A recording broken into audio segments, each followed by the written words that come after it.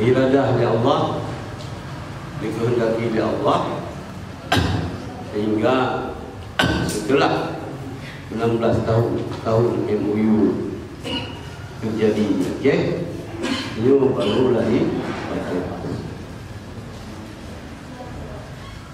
Ini baru lagi. Kupu dengan hal kulahi bypass. Yang hidung jauh, puluh kepercayaan para guru-guru beliau, para ulama-ulama sepuh untuk memimpin. Dan dengan takdir Allah, padu-padu ke perubahan logo lambang beliau. Terakhir logo yang terpilih adalah logo lambang ada almarhum Allah yarham Abu Yahya Wali. Kemudian logonya disempurnakan oleh almarhum Abu Yahya Wali, yaitu kapal Safinatus Salamah wan Najah.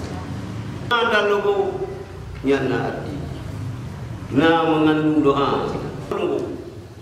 Logo pasnya Safinatun Najah wassalamah. Urang insyaallah selamat.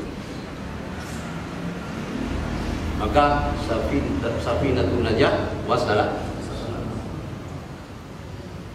Kita yang mengaku tidak mengaku.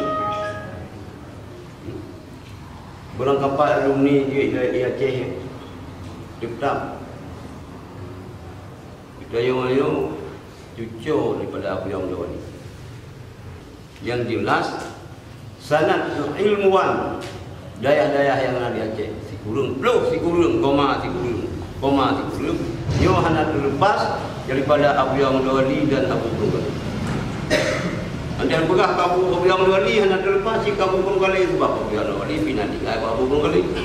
Abu Yahya Wali nan berbaca Syekh Mun pindah di Abu Kurung.